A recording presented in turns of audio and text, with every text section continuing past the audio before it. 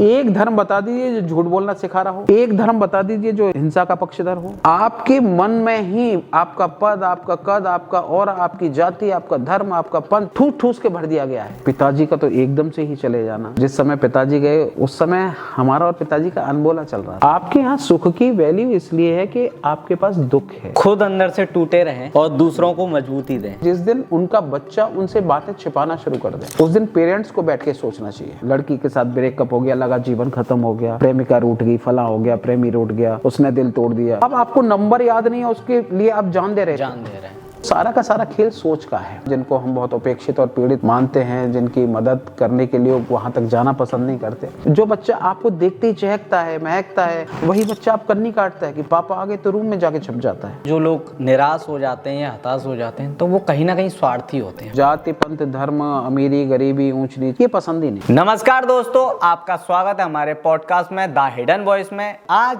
हमारे बीच मौजूद हैं सुधीर आचार्य जी। इनका अगर मैं परिचय कराऊं आपको तो इनके बारे में मेरे को बताने के लिए ये अच्छे पत्रकार भी हैं, एक अच्छे समाज सेवी भी हैं, एक स्कूल के संस्थापक भी हैं, टीचर भी हैं, कवि भी हैं, लेखक भी हैं और भी ना जाने कितनी खूबियाँ इनके अंदर भरी हुई हैं।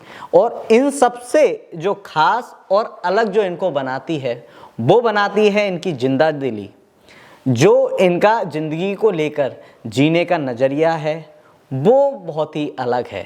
और सबसे बड़ी बात, ये एक बहुत ही बेहतरीन इंसान है। मैं आपका अपने पॉडकास्ट में स्वागत करता हूं, आपने हमें समय दिया। नमस्ते। बहुत बहुत धन्यवाद तनु जी। जैसा कि हम देखते हैं कि आपकी जितनी भी शिक्षा है सब में आपका जो सरनेम है वो अलग है, जो भी आपने पढ़ाई लिखाई की है, लेकिन जब आप समाज में जाने जाते हैं तो सुधीर आचार्य के नाम से जाने जाते हैं। तो इस आचार्य के पीछे की कहानी क्या है? ये बिल्कुल सही है तनुज भाई कि मेरी सारी एजुकेशन सुधीर शर्मा के नाम से, मेरी डिग्री वगैरह सब इसी से है जी। जहाँ तक आचार्य का सवाल है, बचपन से ही मैं अपने साथियों के साथ थोड़ा सा अलग सोच के साथ चला। तो 10th 11th के बाद से ही लोग कभी मुझे संत कहने लगे या अन्य उपमाएं देने लगे। लेकिन BA फर्स्ट ईयर में एक राशियों का कैंप हुआ था, वहाँ जब मेरा जाना हुआ और अलग तरह की सोच थी मेरी, विशेषकर सेवा के भाव को लेके, तो वहाँ से मेरा लोगों ने नाम आचार्य रख दिया। और चूंकि मेरे दिल में ये भाव था कि मैं किसी जाति विशेष के रूप में न जाना जाऊँ, तो मुझे वो बहुत अच्छा लगा और मैंने फिर उसको सरनेम के रूप में यूज करना शुरू कर दिया। जैसे कि हम देखते हैं कि हमने जब आपकी स्टडी की तो आपकी स्टडी में पाया कि आप स्टडी से दूर रह रहे थे और उस स्टडी से मतलब दूर रह रहे थे, पढ़ाई लिखाई में आपका मन नहीं था। और उस पढ़ाई लिखाई में जब मन नहीं था तब आपने PhD कर ली और PhD के बाद में कई सारी आपने किताबें लिख ली। तो ये कैसे संभव हुआ? वैसे मेरे जो घर का माहौल है रहा वो एजुकेशन से ही रिलेटेड था। चूँकि पिताजी प्रोफेसर रहे तो उनका पढ़ाई पे विशेष जोर था। लेकिन ये सच है कि मेरा बचपन में बिल्कुल पढ़ाई से कोई मोह था ही नहीं, मैं पढ़ना ही नहीं चाहता था। तो इसलिए स्कूल भी जाता था, वहाँ से बंक कर देना, स्कूल से भाग आना और भाग के प्राय बस्ती वगैरह में चले जाना, वहाँ सोशल वर्क करना, वो मेरा शुरू से इंटरेस्ट रहा। क्लास 7th 8th से ही ये इस फील्ड में मैं चला गया। लेकिन जैसे तैसे कर कर आके हाई स्कूल इंटर हुआ। उसके बाद इंटर में पिताजी एक रिफ्रेशर कोर्स के लिए गए हुए थे, तो वहाँ से उन्होंने एक पत्र मेरे को लिखा बेटा होने के नाते। उस पत्र की मेरे जीवन में एक बड़ी भूमिका है, एक टर्निंग पॉइंट जैसा है। उस पत्र ने कहीं मुझे अंदर से प्रभावित किया, एक तरह का जोश भरा और वहाँ से थोड़ा सा मैं पढ़ाई के प्रति जागरूक हुए, रुझान बना। और PhD भी एक तरह की पिताजी की ही देन है, उनके एफर्ट्स थे, उन्होंने करा दिया मुझसे और कर लिया गया, हो गया। तो वो धीरे धीरे पढ़ाई के प्रति थोड़ा सा लगाव बना। फिर थोड़ा डिबेट वगैरह में पार्टिसिपेट करने का शौक लगा, तो वहाँ भी थोड़ा पढ़ना पढ़ाना हुआ। तो इस तरह से हो गया। हम सुधीर आचार्य की जो भूमिका है वो जो हम देखते हैं, जब उनको हम देखते हैं तो वो एक टीचर के रूप में देखते हैं, एक स्कूल के संस्थापक के रूप में देखते हैं, समाज सेवी जो है उसके रूप में देखते हैं, पत्रकार के रूप में देखते हैं। इसके बाद में हम बहुत सारी और भी कई सारी भूमिकाएं उसके रूप में देखते हैं। तो जो सुधीर आचार्य है, एक व्यक्ति इतनी सारी जिम्मेदारियों को किस तरीके से निभा पा रहे हैं? दरअसल क्या है तनुज भाई कि मेरे शौक बहुत सारे रहे, और जो मेरा खुद का आज भी सबसे बड़ा शौक है, अभाव है, वो लोगों की सेवा के लिए है। तो मुझे सेवा के मुकाम जहाँ भी दिखे मैंने वो सब शुरू किया। जैसा मैंने बताया कि बिल्कुल एजुकेशन जहाँ से स्टार्ट होती है 7th 8th से, मैं वहाँ से स्कूल से भाग जाना और उन बस्तियों में जाना जिनको हम बहुत उपेक्षित और पीड़ित मानते हैं, जिनकी मदद करने के लिए वहाँ तक जाना पसंद नहीं करते। मैं बचपन से वहाँ से जा रहा हूँ। 88-89 से मेरी सेवा की यात्रा शुरू हुई है, तो लगभग 35-37 वर्ष से मैं उनके बीच जा रहा हूँ। तो वो मेरा सबसे पसंदीदा बचपन से है और अभी भी है। मैं ये सच है कि ना टीचर बनना चाहता था, ना टीचिंग मुझे पसंद थी, लेकिन परिस्थितियों ने मुझे टीचरों का सरदार बना दिया। एक स्कूल का मैं संचालक हो गया और ढेर सारे टीचर मेरे साथ काम कर रहे हैं, तो वो एक अलग परिस्थिति है, उसमें भी काम करना पड़ा। दूसरा मेरा शौक पत्रकारिता रहा, और मेरे पिताजी ने मुझे लिंग्विस्टिक में, भाषा विज्ञान में MA करने के लिए आगरा भेजा हुआ था। मैं वहाँ पर भी जाके मैंने पत्रकारिता में डिप्लोमा किया, PG डिप्लोमा इन जर्नलिज्म और जब उनको पता चला कि किसके लिए भेजा था वो क्या करने लगा, तो वो शौक था, वो मैंने किया भी, और लंबे समय तक मैंने बहुत पॉजिटिव पत्रकारिता की। बहुत ही जो भी चीज़ें थी जो नई उठ के आती थी उन सब के लिए काम किया। तो वो सब शौक है, लेकिन वो धीरे धीरे एक किनारे होते गए। लिखने पढ़ने का भी थोड़ा सा शौक रहा, कुछ कविताएं, कहानियाँ, उपन्यास वो भी लिखे, कुछ संपादित किताबें भी हो गई, आ गई हैं। लेकिन अब वर्तमान में जो है वो सब मुड़ गया है सेवा की ओर, आनंद की ओर। मैं आपसे ये जानना चाहूँगा कि व्यक्ति जो है वो परिवार को समय देता है, बच्चों को समय देता है, समाज को समय देता है और बहुत सारी जिम्मेदारियों को समय देता है, लेकिन उसमें वो अपने आप को समय देना भूल जाता है। तो आप इस ओर लोगों को जागरूक कर रहे हैं और जगह जगह जाके कैंप ले रहे हैं, कई सारी एक्टिविटी जो हैं, बड़े बड़े लोग, जो मैं आपके वीडियोस देखता हूं तो उसमें देखता हूं कि जो 60-60 साल के, 65-65 साल के लोग हैं, वो उन एक्टिविटियों में बिल्कुल बच्चों की तरह खेलना कूदना, वो सारी चिंताओं को, टेंशनों को भूल जाना। तो ये कहाँ से आया? ये भी मैं बचपन से, दादी अम्मा का प्रभाव मेरे ऊपर काफ़ी है, उनकी लोकोक्ति, मुहावरे और वो सब मैं बचपन से सुनता आया। और एक चीज़ तनु भाई मैंने बचपन से जो सुनी बुज़ुर्गों से, घर में पेरेंट्स से सुनी, दादी से सुनी, कि हम अपने बच्चों को पेट काट काट के बड़ा कर रहे हैं, उनकी खुशियाँ पूरी कर रहे हैं, ख्वाहिशें पूरी कर रहे हैं। एक वक्त में ये चीज़ मुझे चुभने लगी और मुझे लगने लगा कि ये पूरी ज़िंदगी अगर इस तरह कर रहे हैं तो ये अपनी ज़िंदगी कब जिएंगे, और प्राय वो लोग नहीं जीते। और बच्चों को भी इस बात से चिढ़ होती है, बच्चों को भी अच्छा नहीं लगता, नहीं कहते, मुझे भी अच्छा नहीं लगता था जब मुझसे कहा जाता था। तो बस मेरे दिमाग में ये भर गया कि नहीं, मुझे ऐसी ज़िंदगी नहीं जीनी है। इसलिए आप मेरी ज़िंदगी में देखोगे कि कोई भी ओकेज़न हो, कोई भी उत्सव हो, मेरे पर्सनल भी हो, मैं बहुत मस्ती के साथ जीता हूँ, बहुत मस्ती के साथ करता हूँ। ऐसा नहीं कि मैं अपने बच्चों के लिए नहीं करता, जितना मैक्सिमम होता है उनके लिए भी करता हूँ, लेकिन खुद के लिए भी करता हूँ। और यहाँ मैंने सीखा कि आप अपने लिए खुद नहीं करेंगे तो दूसरों से फिर क्या अपेक्षाएं कर सकते हैं। आप पहले अपने खुद के लिए करना सीखिए। अपने खुद को आप जितना खुश कर लेंगे, जितने खुश आप खुद रह लेंगे, दूसरे को उतनी खुशी दे लेंगे। आप खुद खुश नहीं है, दूसरे को क्या दे पाएंगे? जो चीज़ आपके पास होगी वही तो आप दूसरे को देंगे। बिल्कुल हकीकत। जब आपके पास खुशी नहीं है, आपके पास हैप्पीनेस नहीं है, आपके पास आनंद नहीं है, और आप दूसरों को देने के दावा कर रहे हैं, तो बस यहाँ से मुझे लगा कि नहीं यार, पहले खुद को खुश रखना है, खुद को मस्ती में रखना है, तब दूसरों को मस्ती में दे सकते हैं। आप आनंदम एक संस्थान है, उसमें आप मास्टर ट्रेनर के रूप में जाने जाते हो, कई सारी जगहों पे आप जा रहे हैं, तो उससे जुड़ना किस तरीके से रहा और वहाँ जाके आपने क्या क्या चीज़ों को सीखा या आप क्या क्या चीज़ों को सिखा रहे हैं? ये बड़े सौभाग्य की बात है कि पूरे भारतवर्ष में एकमात्र मध्य प्रदेश ऐसा राज्य है जहाँ पर आनंद विभाग है। जैसे अन्य विभाग होते हैं उसकी तरह शासन का एक बाकायदा विभाग है, हैप्पीनेस डिपार्टमेंट।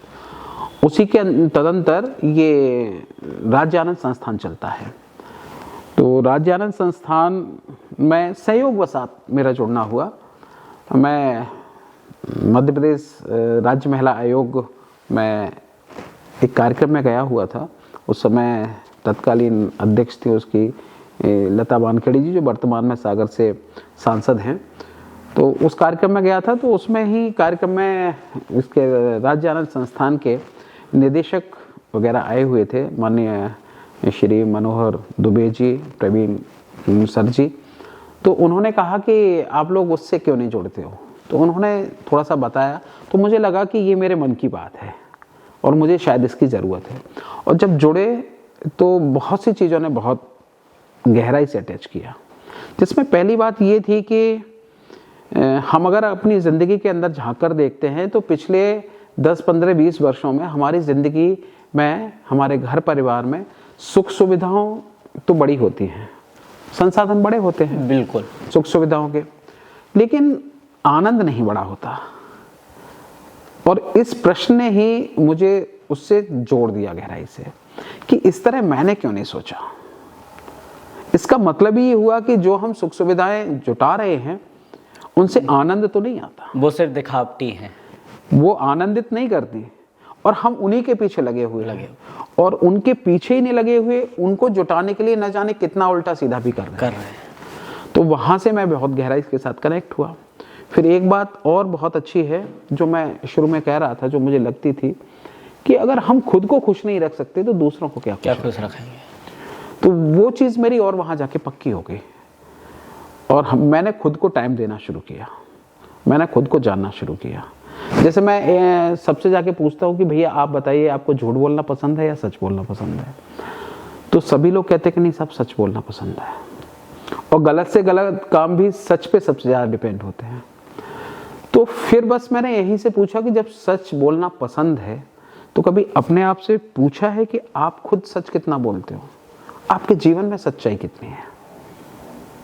आपको अच्छाई पसंद है, समाज को आप अच्छा देखना चाहते हो, आपके खुद के जीवन में अच्छाई कितनी है? ये जो देखने का नजरिया था, कहने का मतलब कि ईश्वर ने सबको आंखें दी हैं, दृष्टि दी है, दृष्टि तो समान है लेकिन दृष्टिकोण अलग अलग है।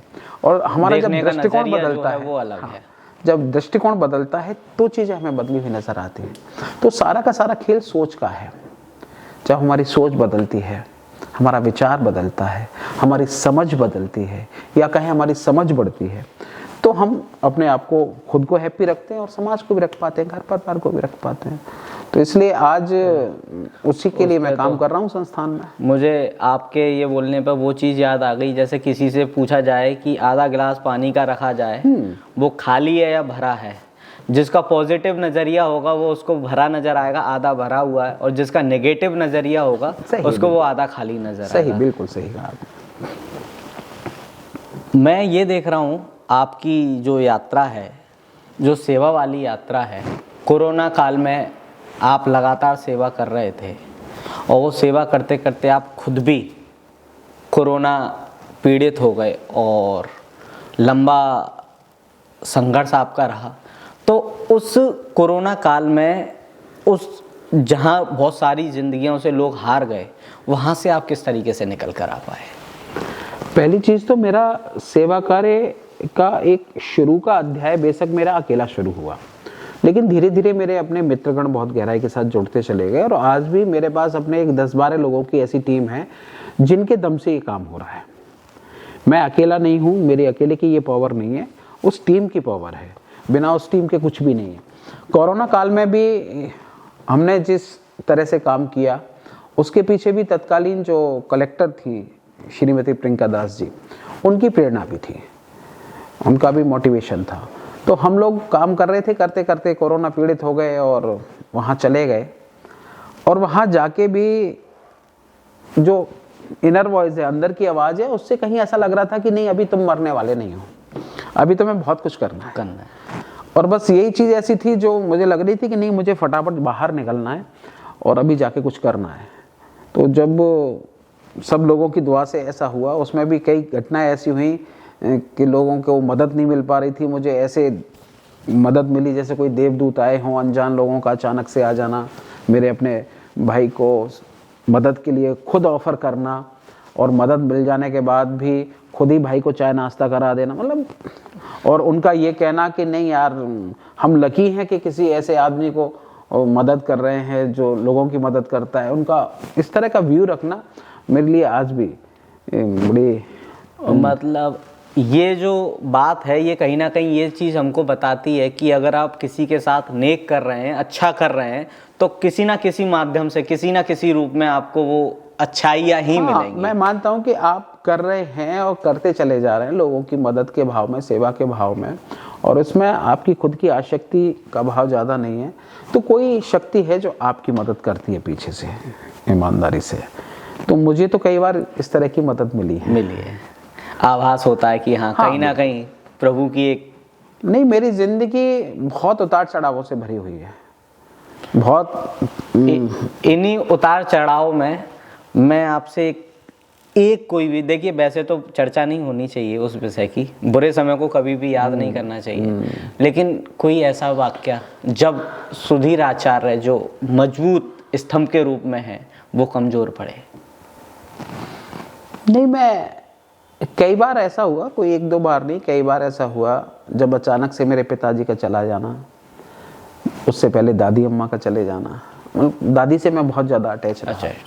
तो दादी का जाना, पिताजी का तो एकदम से ही चले जाना, और जिस समय पिताजी गए उस समय हमारा और पिताजी का अनबोला चल रहा था, कोई चीज़ें थी जिस पे हम लोग बात नहीं कर रहे थे। तो उस स्थिति में उनका अचानक से चले जाना तो वो परेशान करने वाला है। फिर बड़े बेटे की तबीयत खराब होना वो भी है, एक रिलेटिव में ही मदद करना और उस मदद का तो कुछ मतलब निकला नहीं, उल्टे एलिगेट कर देना, आरोपित कर देना कि ये जो लॉस हुआ है वो तुम्हारी वजह से हुआ है। तो ऐसे बहुत से चीज़ें हैं जो हुई हैं। पिताजी के जाने के बाद छोटे भाई की शादी में बहुत से इश्यूज खड़े हो जाना, सोशल, तो वो ऐसे बहुत से पड़ाव हैं जब हुआ। अंबा जैसा क्षेत्र जहाँ कहीं ना कहीं लोग आज भी पुरानी मानसिकता को लेकर जी रहे हैं, उस बीच में सुधीर आचार्य जो है वो कहीं ना कहीं एक नई तरीके की कहानियाँ और बोला जाए आज समय के अनुसार चीज़ों में ढल रहे हैं, तो उसके पीछे की सोच क्या है? और जब हम बात करें, जब उस चीज़ को लेकर जब हम आधुनिक रूप में या बोलें जुड़ते हैं या हम काम करते हैं, फिर अपनों का ही बोलना या लोगों का बोलना, वो उस समय आप किस तरीके से अपने आप को देखते हैं? एक तो पिताजी की सोच का प्रभाव मेरे ऊपर काफ़ी रहा। दादी अम्मा के मैं बहुत नज़दीक बेशक रहा, लेकिन दादी अम्मा का जो बेटा बेटी में भेद का भाव था या और चीज़ें थी वो मुझे विचलित करती नहीं हमेशा। मैंने कहा ना कि बचपन से ही जब मैं सेवा के भाव में आया तो मुझे एक तो जाति पंथ धर्म अमीरी गरीबी ऊंच नीच ये पसंद ही नहीं है, बचपन से ही पसंद नहीं है, तो अभी भी पसंद नहीं है। तो क्षेत्रवाद जातिवाद फला ये सब मुझे स्वीकार है ही नहीं। तो बचपन से मेरे मन में इन सब चीज़ों के लिए विद्रोह था। तो अपने अंबा चंबल क्षेत्र में भी जब लिंगानुपात की बात आई, बेटा बेटी में रेशो कम की बात आई, तो लगा कि इस पर काम करना चाहिए। तो उस पर लंबे समय तक काम किया, अभी भी काम कर रहे हैं, कुछ उसमें परिवर्तन भी हम ला पाए। उन प्रयासों में एक बड़ा काम हुआ है, उसके लिए पुरस्कार वगैरह भी मिले। मूल रहा कि हमारे घर परिवार में समाज में जो कुछ मान्यताएं रूढ़ी बन जाती हैं उनको हम ढोते रहते हैं कि अच्छे कार्यों से बेटियों को अलग करना, अगर पति ख़त्म हो गए तो वो वैधव्य का जीवन जी रही, चाहे वो माँ हो बुआ हो कोई भी हो, उनको शुभ कार्यों से दूर करना। मैंने इन सब का प्रतिवाद किया। अपने घर से, परिवार से, और उन सब चीज़ों में शामिल किया। तो मुझे कहीं ऐसा लगा नहीं कि कोई बैड लक होता होगा, इनसे कुछ बुरा प्रभाव पड़ता होगा। और इसके साथ ही मैंने जाति बंधन को भी लगातार तोड़ा, इसलिए मैंने सरनेम तो हटाया ही हटाया। मेरे यहाँ काम करने वाला स्टाफ हो या फिर उस सोसाइटी के लोग हों जिनको बहुत हेय दृष्टि से सामाजिक लोग देखते हैं, उनको बुलाना, उनके साथ बैठना, उनके साथ काम भी करना, उनके साथ खाना भी, उनके यहाँ जाना भी, ये सब इस तरह से शुरू में बेशक लोगों को लगा हो कि ये सब दिखावा है, लेकिन आज लोग उसको कहीं ना कहीं स्वीकार रहे हैं, उनमें स्वीकारता बढ़ रही है कि ये चीज़ ही ज़रूरी है। क्योंकि आप कुछ भी माने ना माने, आदमी को आदमी तो मानिए, इंसान को इंसान तो मानिए, और आप उससे ऊपर अगर इनमें मानते हैं तो आपकी मर्जी है। मैं किसी का विरोध नहीं करता, मेरे स्वभाव में विरोध नहीं है, मैं अपने विरोधियों का भी विरोध नहीं कभी करता। अगर मुझे अवसर मिलता है और मुझे लगता है कि मेरे कट्टरतम विरोधी को भी मेरी मदद की ज़रूरत है, तो मैं एक पल भी नहीं सोचता, उसकी मदद के लिए चला जाता हूँ। मुझे लगता ही नहीं कि कोई मेरा विरोधी है। खुद अंदर से टूटे रहें और दूसरों को मजबूती दें, ये गुण कहाँ से सीखा? ये देखो, मैं तो मानता हूँ कि अगर चोट पे चोट पड़ती रहे तो आदमी मजबूत होता है यार। तो मैं तो ईश्वर का बड़ा शुक्रिया अदा करता हूँ। उन परिस्थितियों में बेशक टूटा हूँ, बिखरा हूँ, जो भी हूँ, लेकिन चूंकि समेटने का और कुछ करने का भाव था कि नहीं, अभी तो करना बाकी है, अभी तो करना बाकी है, अभी मज़ा आया नहीं। तो चोटों से भी अपने तो सबक लिया है, सीख लिए, और सीख लेके आगे बढ़े हैं, उसमें मज़ा आ रहा है करने में। आजकल बच्चों से माता पिता को एक अलग उम्मीद है, तो जब बच्चे उस उम्मीदों पे खरे नहीं उतरते हैं, और कई बार ऐसा होता है कि हम देखते हैं कि गलत फैसले ले लेते हैं बच्चे, तो उस दिशा में माता पिता को, या क्योंकि आप एक स्कूल के संस्थापक हैं, ये बहुत सारी परेशानियां आपके सामने आती होंगी। आजकल का जो युवा है वो बहुत जल्दी ही निराश हो जाता है, हताश हो जाता है, तो किस तरीके से इन सारी चीज़ों से बचा जा सकता है? देखिए, पेरेंट्स हो या टीचर हो, ये जो भी हैं ये हमारे शुभ चिंतक हैं, और जो वेल विशर होते हैं वो कुछ अच्छी बातें ही बताते हैं, सिखाते हैं। तो मैं हमेशा पेरेंट्स को एक बात बोलता हूँ कि एक तो बच्चों को बहुत सोफिस्टिकेटेड जोन में मत डालिए, थोड़ा रिस्की जोन में भी डालिए, उनको रिस्क उठाने दीजिए, उनको थोड़ा सा ठोकर खाने दीजिए, वो संभलना तभी सीखेंगे। आप अगर हमेशा उंगली पकड़ के चलेंगे ना, तो आप उनको कमज़ोर बना रहे हैं। थोड़े से थपेड़े खाने दीजिए, वो एहसास होने दीजिए। दूसरी, हम और आप सब मानते हैं कि ईश्वर ने हर एक को कुछ ना कुछ टैलेंट देके भेजा है। आप अपने बच्चे को उस टैलेंट तक क्यों नहीं जाते? हमारे पेरेंट्स अमूमन ये करते हैं कि जो हम नहीं कर पाए वो उनसे अपेक्षा करते हैं। हम बच्चे की कैपेसिटी नहीं देखते, उसकी क्षमताएं नहीं देखते, उसका उस तरह से मूल्यांकन नहीं करते, और हम कहते हैं फलाने का बेटा ये बन गया, उनके बेटे ने इतने मार्क्स ले आए, तुम क्यों नहीं लाते? हमारे घर में कभी भी इस चीज़ को लेके, रिजल्ट को लेके या अन्य चीज़ों को लेके कभी कोई डिस्कशन होता ही नहीं। जितना आगे बहुत है। आप खुद देखो कि इससे बेटर कर सकते हो क्या? कर सकते हो तो करो ना, तुम सेलेक्ट करो ना। हम जब जबरदस्ती सेलेक्ट कराते हैं तो टेंशन बढ़ता है। पेरेंट्स को यहाँ के सोच लेना चाहिए कि जिस दिन उनका बच्चा उनसे बातें छिपाना शुरू कर दे, उस दिन पेरेंट्स को बैठ के सोचना चाहिए कि कहीं गड़बड़ हो रहा है, वो तनाव में जा रहा है। और उसका कहीं ना कहीं सबसे बड़ा कारण है डर, और माता पिता का बच्चों से दोस्ताना व्यवहार ना होना। नहीं, मुझे लगता है कि आप इतना खुला व्यवहार रखिए। मैं तो अभी भी कहता हूं कि बाप वही है जो बचपन में था। उस बचपन में बाप को, जब वो बच्चा छोटा छोटा है, घुटन चल के आता है, छोटे छोटे पौंगा चल के आता है, तो बाप खुश हो जाता है और ये कहता है कि कितने टेंशन में, बाहर से कितना भी टेंशन लेके आ रहा हूँ, लेकिन जैसे ही ये बच्चा आता है गोदी में, मेरा टेंशन खत्म हो जाता है। अब जैसे जैसे वो थोड़ा सा बच्चा बड़ा हो गया, कभी पेरेंट्स ने सोचा है कि मेरा बच्चा बड़ा हो गया, अब मुझसे हक नहीं करता, मुझे बाहों में नहीं भरता, वो बच्चा क्यों करता जा रहा है? शुरुआत तो वहां से होती है ना। जो बच्चा आपको देखते ही चहकता है, महकता है, खुश होता है, आके लिपट जाता है, वही बच्चा आप कन्नी काटता है कि पापा आ गए तो रूम में जाके छुप जाता है, पापा के सामने बाहर नहीं आता है। तो वहां पापा को सोचना चाहिए।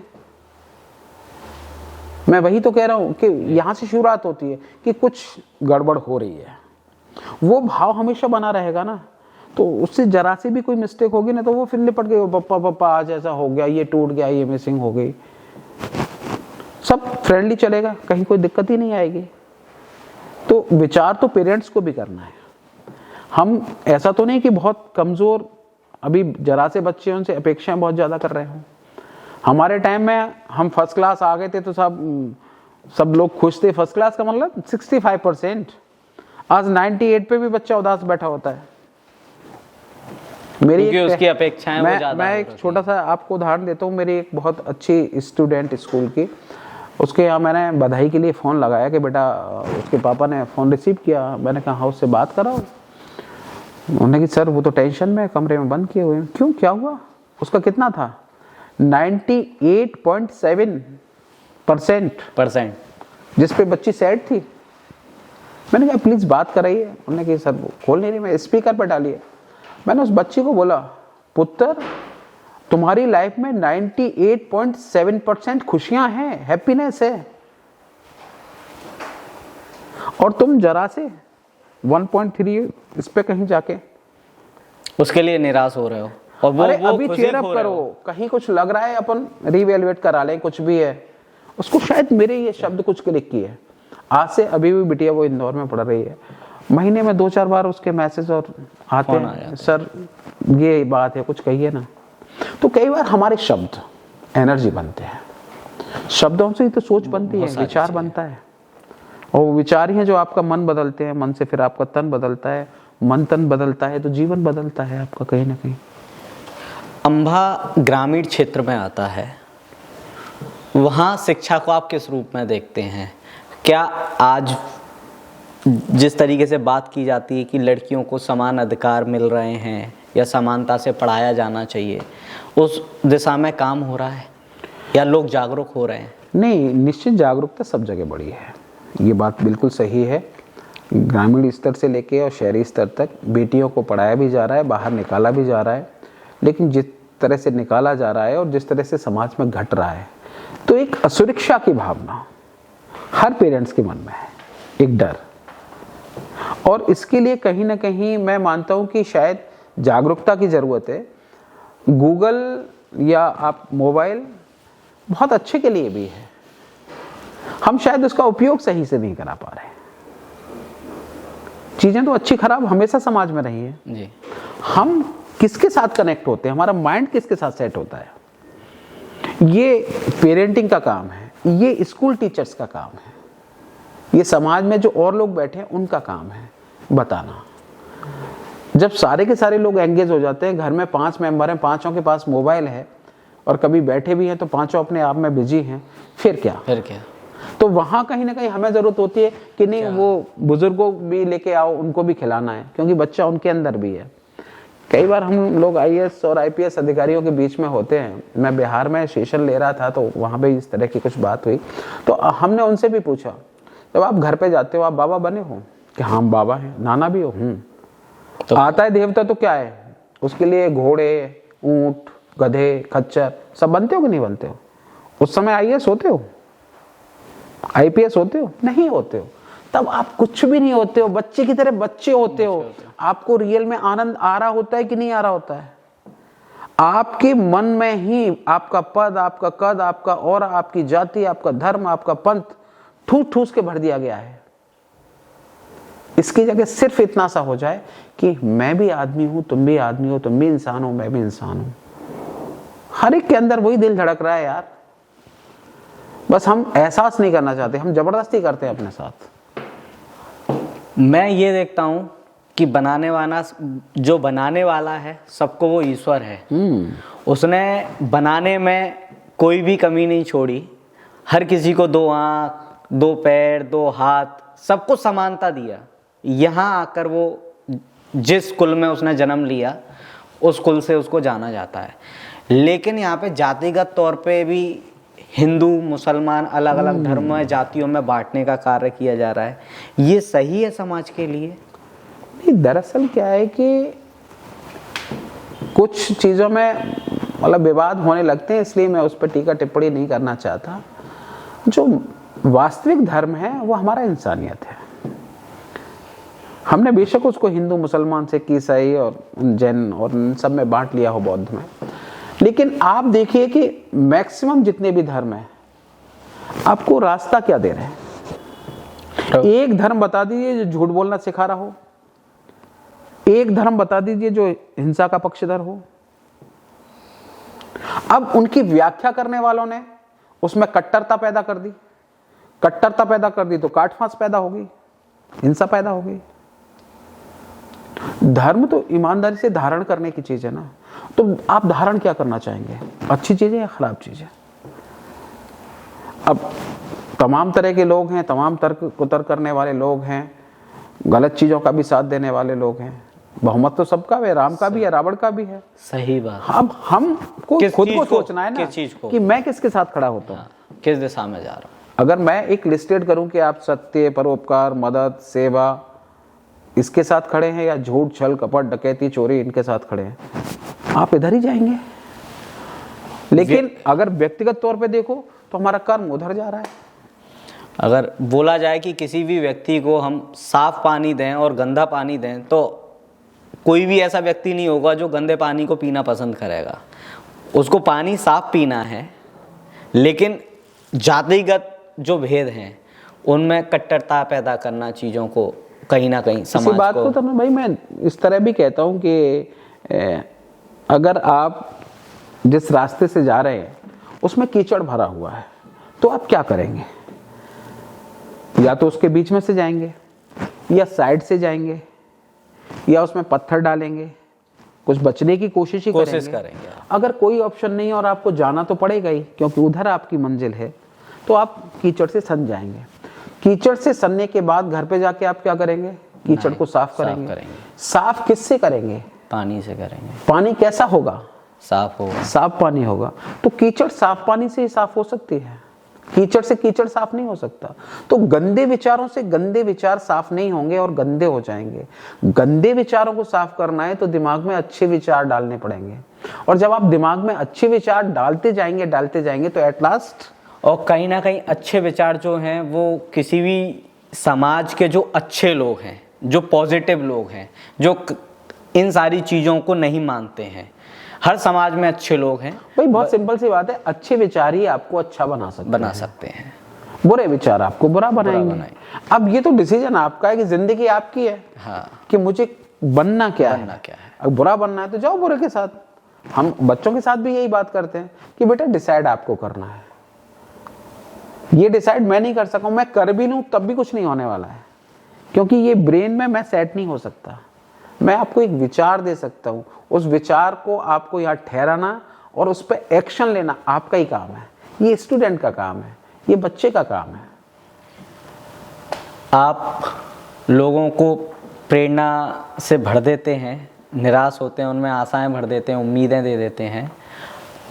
हमारे जो दर्शक हैं, जो पॉडकास्ट को देख रहे हैं, हर किसी के निराशाएं जो हैं वो हर किसी के जीवन में किसी ना किसी रूप में, किसी के पास में परिवार का अभाव है, किसी के पास में पैसों का अभाव है, किसी के पास में रिश्तों का अभाव है, हर कोई कहीं ना कहीं किसी ना किसी अभाव से जी रहा है। जो निराश हैं वो किस तरीके से खुश हो सकते हैं, किस तरीके से प्रसन्न हो सकते हैं, ये थोड़ा सा आप हमें बताएं। मेरा मानना है कि इस दुनिया का कोई भी आदमी ऐसा नहीं है जो गिरा ना हो। बचपन में सब गिरे हैं, उठे हैं, बड़े हैं, चले हैं। ये जीवन है, इसको इतने ही सहज रूप में लिया जाए। आप एक बार अच्छा भोजन कर लेते हैं, कितने दिन चलता है जी? खत्म हो जाता है। बस परेशानी पता है क्या होती है?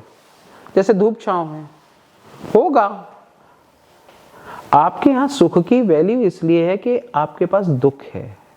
अगर सुखी सुख हो, अगर मैं कहूं तनुज भाई आप हंसिए और हंसते रहिए, कितने समय तक हंस पाएंगे? सच्चाई है। ब्रेक चाहिए ना। वैल्यू कब है? जब दुख है। दुख है तो उसकी भी कीमत पहचानिए। वो आता है आपको सबक देने के लिए, आपको समझ देने के लिए। आप प्राउड से न भर जाएं, इसलिए थोड़ा ठहरिए, थोड़ा रुक जाइए, तो ये आएगा। इससे घबराने की आवश्यकता नहीं है, इसको सहज रूप में लीजिए। और दूसरी एक चैलेंजिंग बात, हम बहुत सारी प्लानिंग करते हैं दोस्त, अगले पल का पता नहीं होता। रोज तो घटनाएं हो रही हैं, घर से चल रहे हैं, ग्वालियर जाना है, ये करना है, ये करना है, पता चला कि बीच में कोई चीज हो गई। कोई चीज हो, फिर उसके लिए इतना मगजमारी क्यों? सब कुछ आपके हाथ में नहीं है, ये सबको पता है ना, फिर इतना परेशान क्यों? ईश्वर ने आपको एक नियत समय के लिए भेजा है।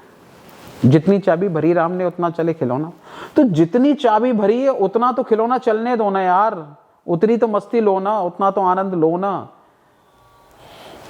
फिर उसको आप क्यों बीच में ब्रेक करना चाहते हो? रंग देखो, आगे हो सकता है कि बहुत अच्छा आ जाए। आपने मान लिया कि ये दुख आ गया, यहीं ब्रेक हो गया।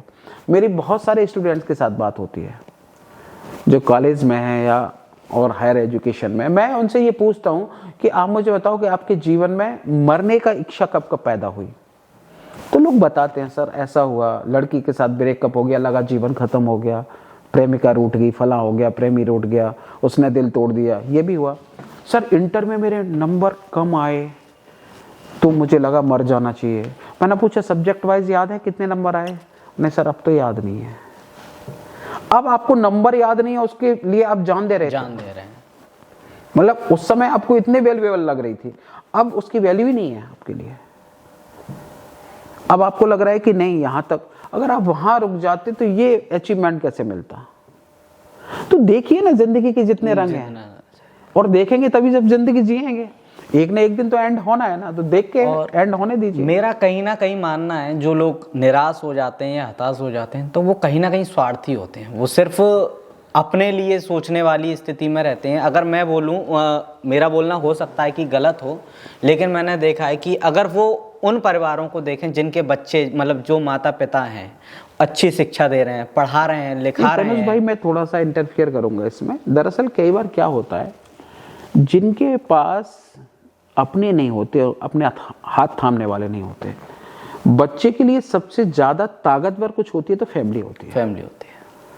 बच्चा कितना भी गलत कराए, जानबूझ के कराए या हो जाए उससे, फैमिली अगर हमेशा सपोर्ट में खड़ी हुई है। बच्चा कई बार वहां निराश होता है जब पेरेंट्स कहते हैं, जैसे कोटा में बहुत सारी सुसाइड होती हैं, उसके पीछे एक बड़ा रीजन ये है कि पेरेंट्स का प्रेशर होता है कि नहीं आपको अचीव करना है, करना है, पैसा खर्च किया। उधर उनका होता है कि आपको टॉप 10, टॉप 5 में, टॉप 3 में आना है।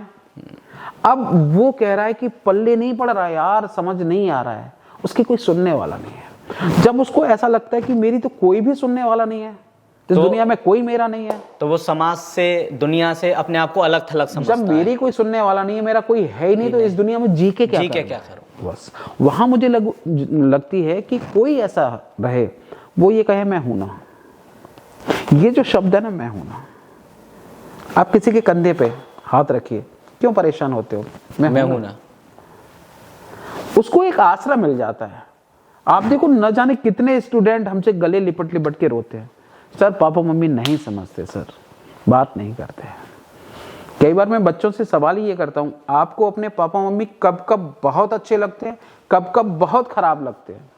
इसमें ये निकल के आता है जब वो हमें नहीं समझते, हमारी नहीं सुनना चाहते, तो उनको सुनना चाहिए। उनको सुनने का अवसर दोगे तो ऐसा नहीं हो।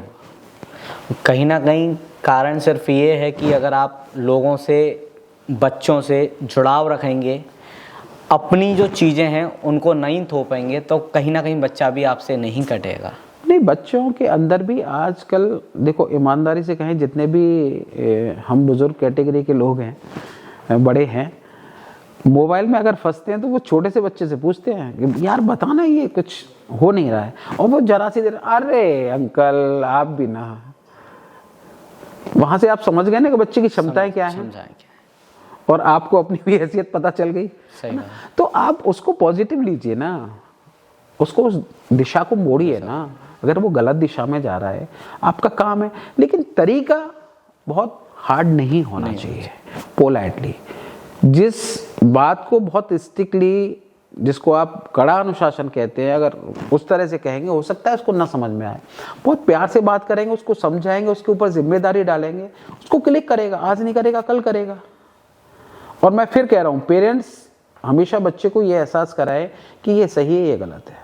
मैं एक लाइन में बच्चों को हमेशा कहता हूँ कि गलत और सही का डिसीजन करना है तो सिर्फ एक लाइन से करो कि जो भी बात है, जो भी विचार, जो भी घटना है, आप अपने पेरेंट्स के साथ शेयर कर सकते हैं। आप कुछ भी कराए दुनिया में, और इजी गोइंग जाके अपने पेरेंट्स को बता सकते हैं कि पापा ऐसा कराए, मम्मा ऐसा कराए, दीदी ऐसा कराए, घर में बता सकता है। वो सब अच्छा है, क्योंकि वो बता देंगे। और जिस दिन आपको लगे कि ये पापा को पता नहीं चल जाए, ये चाचा को पता नहीं चल जाए, ये मम्मा को पता नहीं चल जाए, ये दीदी को पता नहीं चल जाए, ये टीचर को पता नहीं चल जाए, आप समझ लो सब गलत कर रहे हैं। गलत कर रहे हैं जब चीजें आपको छुपानी पड़ रही हैं मैक्सिमम, और खास कर इन लोगों से। हाँ। तो आप मान लो कि आप गलत जा रहे हो, गलत तो आपको सही दिशा में संभलने की जरूरत है।